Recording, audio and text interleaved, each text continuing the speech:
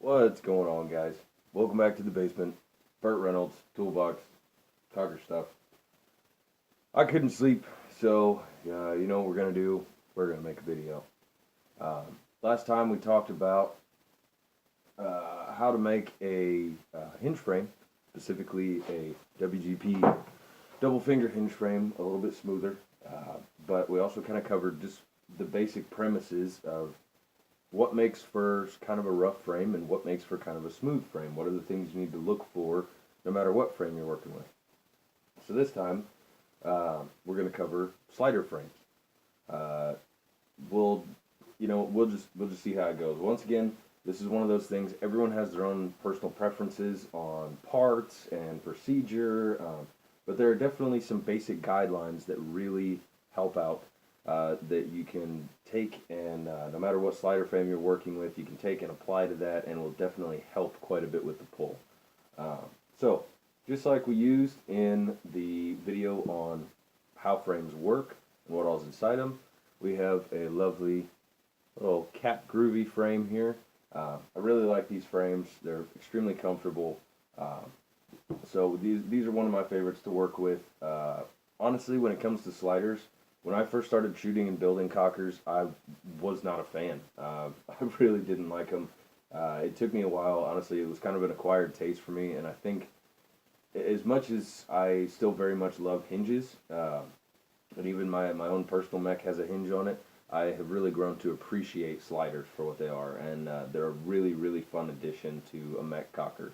So if you haven't tried one out, I highly recommend it. If you have tried them out, and you just want to, maybe we want to make this pull a little bit better, we're going to run over everything that I can think of right now at 2 o'clock in the morning to, that will make a difference for you.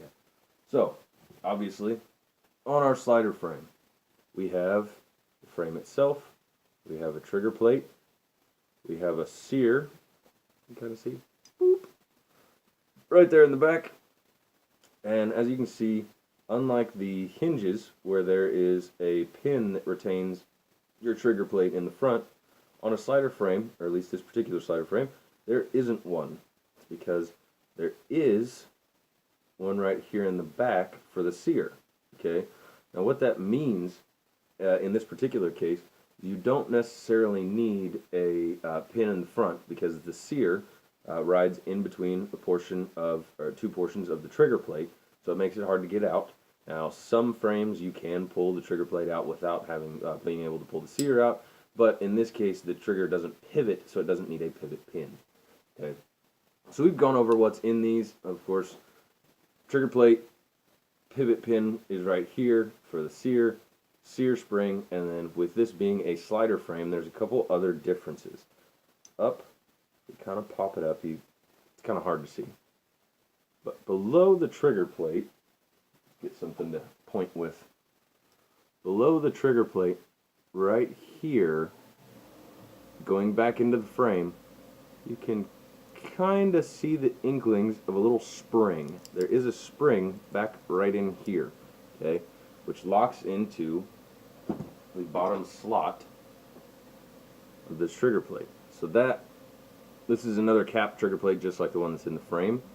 If we look at this, that spring sits right down here behind this bottom notch. Okay, now this is a post 99 trigger plate. It's the same exact thing on a pre 99 trigger plate. That spring sits right here. Okay, that is your trigger return spring. So like we talked about on the hinges, where there's that leaf spring in the front that helps bring the frame, or bring the trigger back to the resting position. That's what this spring is for. Okay,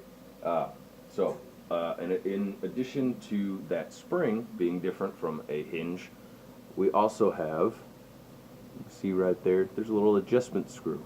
Okay, there's an adjustment screw here, and on most, especially post 2K frames, on most of them, you have a similar one right back in here, which typically, if we look at this plate, if I can get a good grip on it, if we look at this plate, that will give you an adjustment screw riding here and an adjustment screw riding here on the bottom portion. Okay, now you do have the spring below. This portion here comes up and over the lump in the frame, So there's another adjustment here. Okay.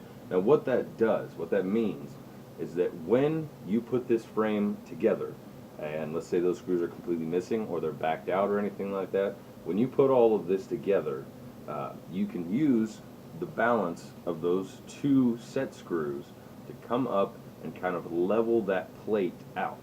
So you can leave a little bit more slop in the plate if you want. It's not like it's going to jump out once it's bolted to the marker, but you can take those set screws and kind of work them up and find that perfect balance where you have taken all the possible slop out of that trigger plate. So where the body of our gun is here, and we maybe have a little bit of wiggle room, you can use those trigger plates to kind of shift everything up into a nice square position so that we're not binding, but we do have a nice, clean, no slop, no up and down slop pull. Okay? So, what can we do to this frame to make it a little smoother? Now, one thing, real quick, contrary to a lot of the hinge frames, on most slider frames, the sear pin is typically a friction fit or a drive out. So you may have to get a punch out. As always, anytime you're breaking down something that you haven't torn down before, make sure to take the time to kind of give it a look over and make sure you're taking it apart correctly. If there are set screws, pull set screws. If there may be another way to get this out, then pull something out of the way before you go beating on it with a hammer. All in all, if you have questions, ask. That's what we're here for. This group taught me all about all of that. There's a bunch of guys in this group that are always willing to help, myself included. So if we can, and you have any questions, put it out there. Don't go to beating on stuff. You might ruin something really nice. So after we've gutted everything out, pulled everything out of this frame, okay, we've got our two springs, we've got our trigger return spring, we've got our sear spring. I am knocking over set screws I'm trying to put Loctite on.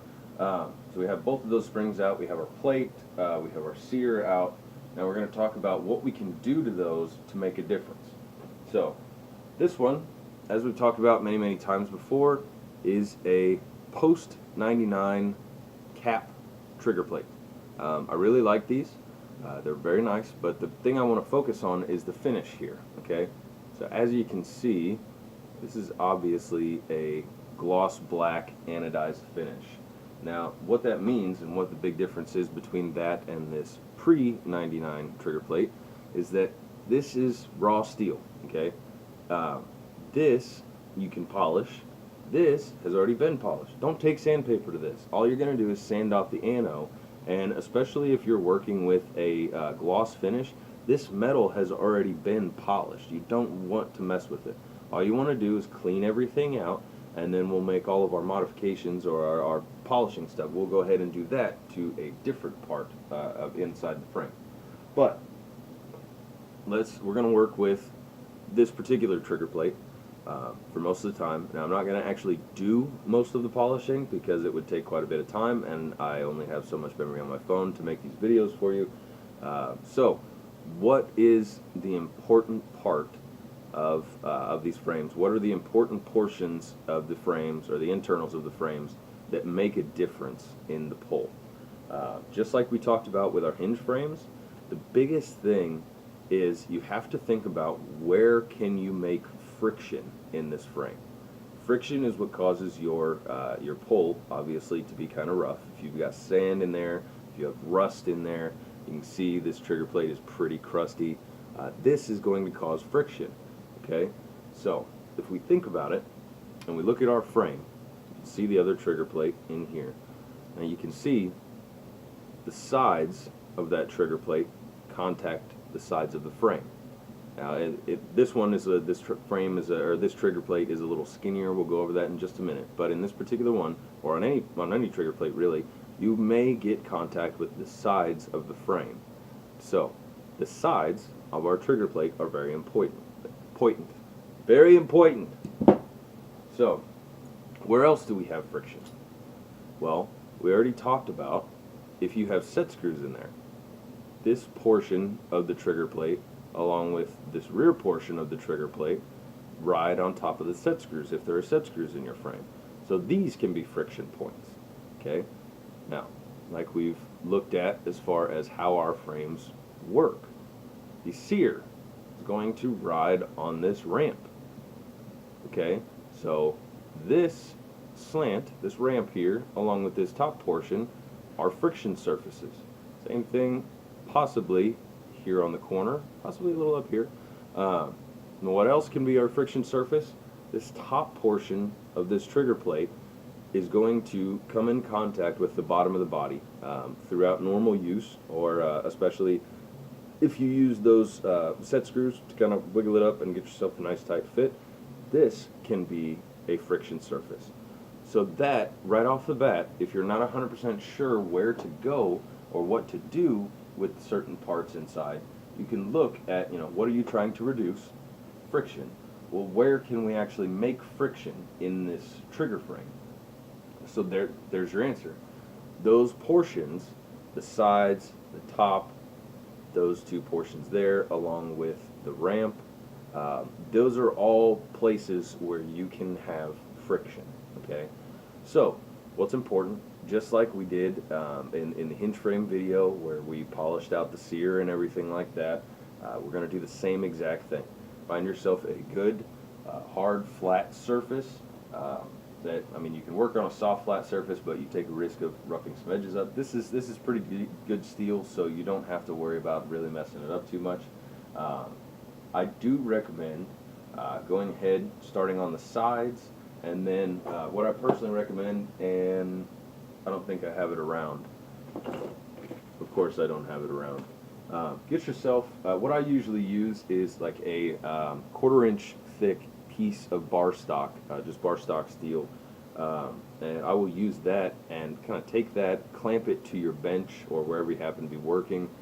If you don't have the place to clamp it, or you don't have the clamps, I guess, then you can use that as a tool to be able to get into these portions here, because you are going to want to hit this ramp pretty decently, and it can be kind of a pain.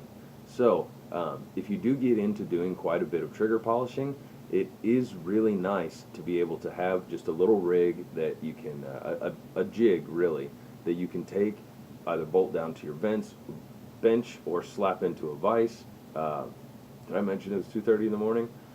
You can, like I said, bolt it to your bench, put it in your vise, whatever works best as far as you being able to get in here easily. That's what you want to go with. Sometimes when you're doing this, as I've said many times before, there's no one perfect way to do this.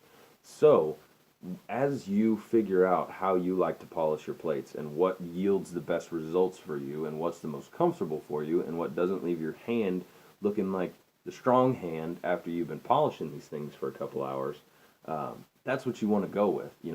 If something makes it easier for you to do your job, sometimes you have to make your own tooling. And it's well worth it. So, we're going to start with this. Going to hit both sides. Okay, so we're going to start our polish on the sides of this trigger plate. So again, always make sure to have a good assortment of sandpaper. We're probably going to start with about 400. That's where I usually start as far as polishing stuff goes. Most of the rust on these particular trigger plates tends to be just surface rust because they are a pretty good quality steel. Now you will get some pitting and stuff that happens, it's okay. But take it, place it each side, down, just kind of rub it around in circles. Same thing, flip it over, rub it around in circles, and we're going to hit our 400, 600, 800, 1200, 1500, whatever the hell. So you're going to do both sides like that. Then we're going to flip, and we're going to do the top portion here, because this is going to come in contact with the bottom of our body. So we're going to polish all of this, same premise, but the big thing here is you want to try to keep it even and level, okay?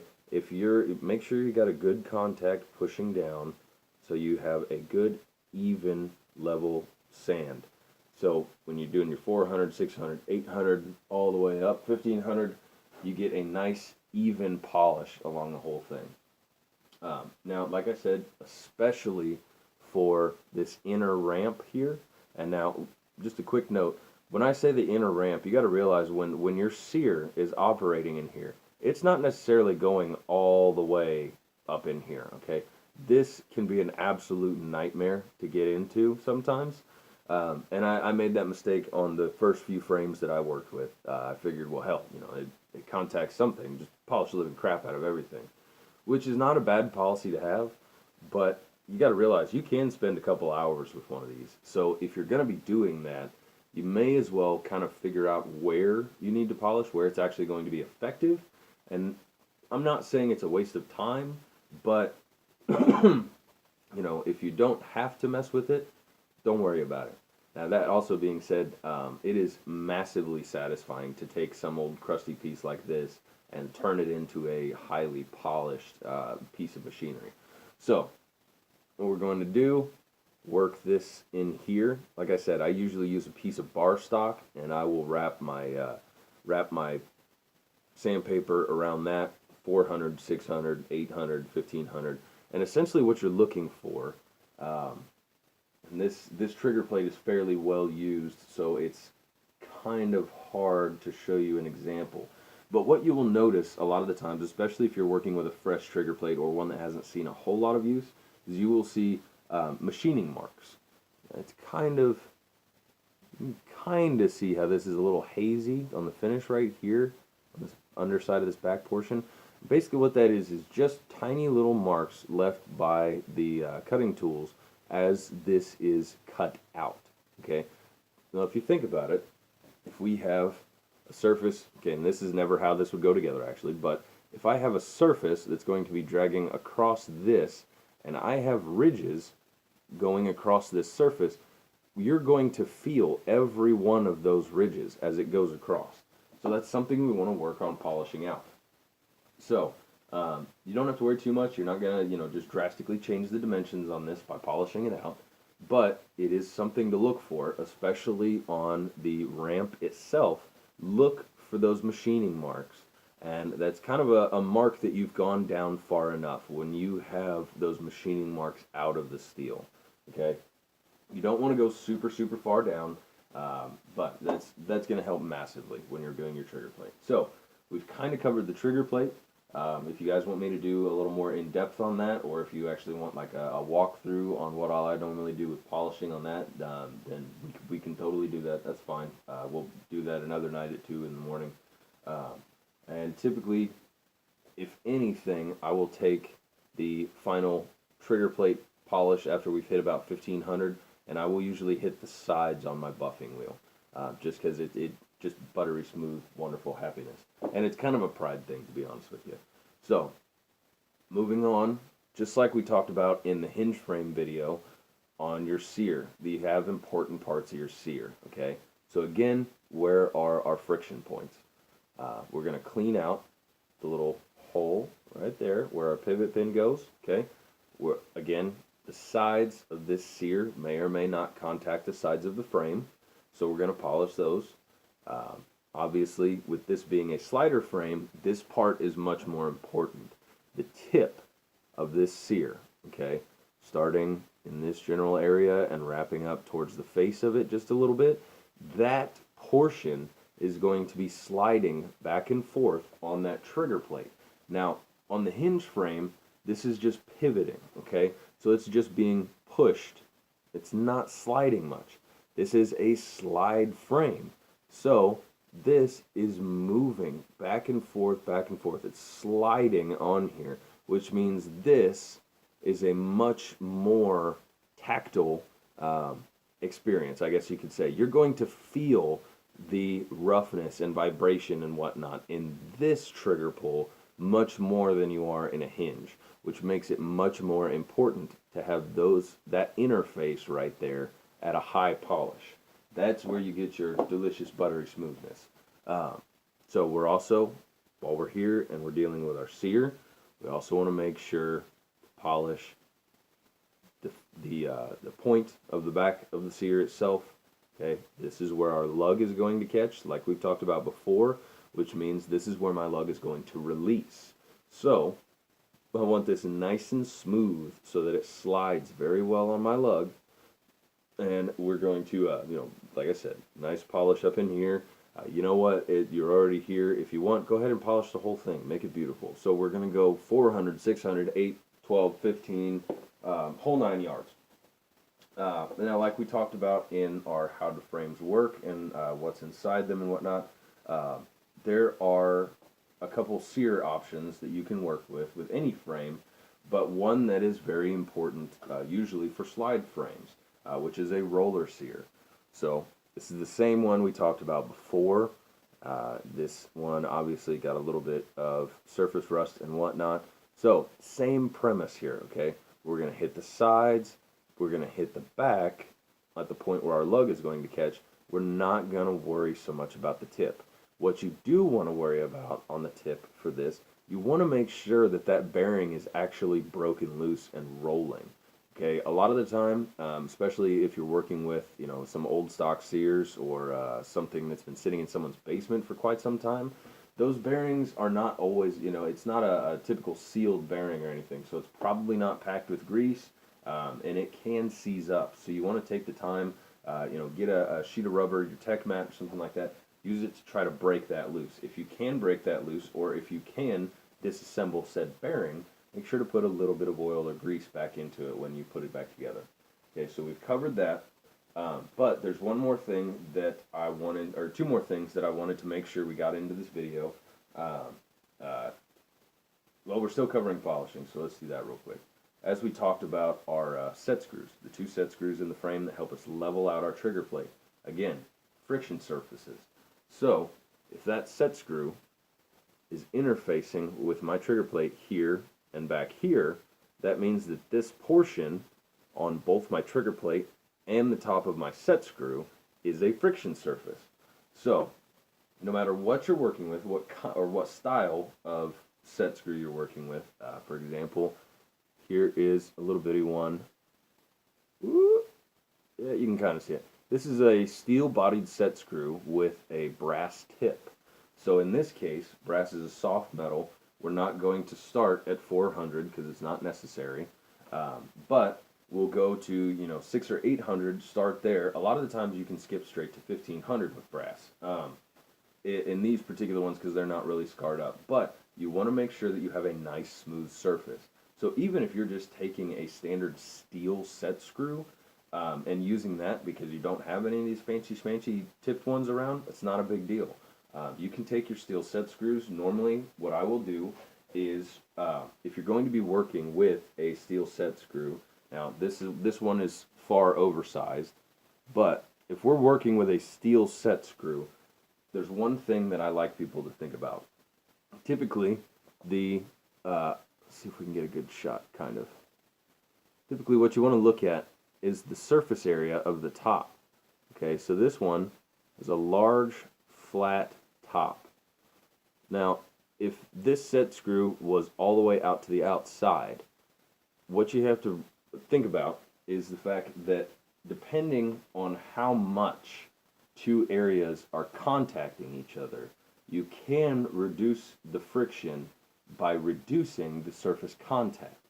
Okay, so what that means is, for example, I don't know. If I have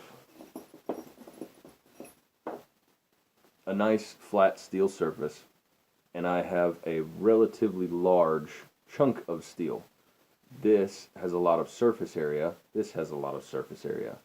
So it will take slightly more effort for me to move this than if I have a very, very tiny surface area. So it will take less effort for me to move this because what it boils down to is there's less surface area coming in contact with each other, which means that it takes less force to move across each other. So with a set screw, especially if you're working with steel ones, just the basic steel, you found it at the hardware store, what you can do is kind of chuck it in a drill and just, instead of having a nice square shoulder on it, bring it in a little bit. I'm not saying bring it to a point. I mean, you can if you want to, but it might ding up your trigger plate. But you can bring it in at the top with a file and reduce the area that you have in contact with your trigger plate. So if I'm going from here to here and I have halved the amount of surface area that's coming in contact with my trigger plate here on the top of my set screw, I have potentially reduced the amount of friction available there. So, just a thought. Again, a lot of people don't mess with that. It's not something that's necessary. I'm not even sure if it really makes a difference. It's just something I do on occasion if I'm stuck with working with steel set screws. Now, two basic things I want to cover real quick, and these apply to frames in general. Biggest thing, honestly, one of the biggest deciding factors when it comes to frames is feel, okay? That is a massive, massive part of the frame, and honestly, with any marker. Anytime I've got someone in the pro shop and they come in and they're asking, what makes the best paintball gun? Which one of these up here is the best? And my answer is always the one that fits best in your hands. Fact of the matter is, shiny gun doesn't make you a better player. So, if you want to go out there and you want to sling paint with a spider, and as long as you're willing to do the maintenance and clean it out and deal with shooting rough paint, that's perfectly fine. They will shoot paint, but the most important thing is making sure that it feels right in your hands, which is why we're going to talk about, especially on slider frames, grips and trigger shoes. Okay, trigger shoes, trigger pants. There's a couple different names on them. I don't know why triggers are getting dressed, but it is nice when they do. So, a couple things. You have a couple basic kinds of grips. In my left hand here, we have some lovely panels from Luke's Customs. These are really nice. I'm really looking forward to using these. In my right hand, we have some wraps that are one of my favorites. These are actually Smart Parts, or GOG now, same difference. These, I believe, typically are on the enemies, I think, but I really like the way these feel. Now, biggest thing here. These are very thin, okay? You can kind of see there. There are plenty others that I have over here that are much thicker. The biggest thing about it is try different grips on your frames. Personally, I can tell you I like thinner panels on my hinge frames. I like relatively beefy wraps on my slide frames. A lot of it is experimenting with grips. Hogues are a usual go-to for a lot of guys. They're great grips. There's a lot of really good ones out there, and there's a lot of guys out there who make really nice custom ones too, for a good price. So the biggest thing, like I said, grips can quite literally make or break the way a frame feels in your hand, and that's just the way it is. So you have to, be open to trying some other stuff out. Because I've bought some grips before that I hated, and I've bought some grips before that just absolutely changed my favorite grips. These, for example, these have become some of my favorite grips. They're wonderful. But that's a lot of it, is check stuff out, experiment with it, grab some wooden grips, grab some wraparound grips, grab some panels, grab some thick panels and thin panels and hogues and all kinds of different stuff. There's a couple guys out there that make absolutely wonderful stuff.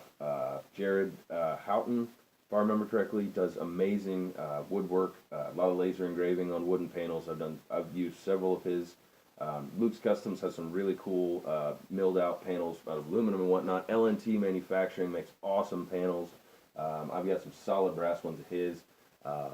There's a bunch of really good ones out there. KM Graffiti makes amazing acrylic panels. I've used a ton of his grips. They're fantastic. But the biggest thing is I've gone through a bunch of grips finding what feels good to me, and that depends on each individual frame as well. So, one more thing. We're going to talk about trigger, shoes, or pants. Okay? These are trigger shoe pants. And what this is it sits right there. I'll flip that around. Right there on the trigger. Gives you a wider surface to grab on. Okay, there's a few different styles out there. I did not realize I was going to run this into a half-hour video. I'm sorry, guys.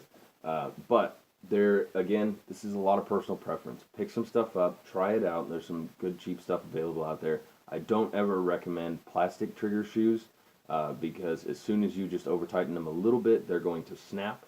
But I did want to showcase the difference between something like this, which is a Shock Tech trigger shoe, okay, and something like this, which I believe was actually originally for an old Crossman or Sheridan series gun. I could be wrong there, but whatever. It's a trigger shoe. So this one is a solid brass one. Has a decent profile, but you'll notice is rather short, whereas the Shock Tech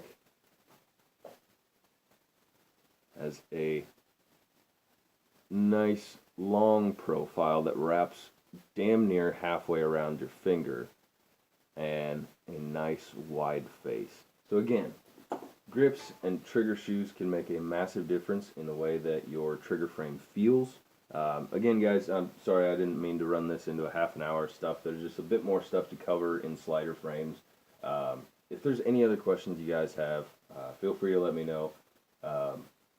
That's pretty well it. There's a lot of stuff that, like I said, there's a lot of stuff I do that maybe other people don't. But hopefully, if you try it out and it works for you, awesome, go with it. If there's anything else that you guys want to talk about, let's go for it. I'm trying to make a list of things that you guys have told me you'd like me to BS about, and we're slowly working our way through it. So, have a good night, everybody. See you next time.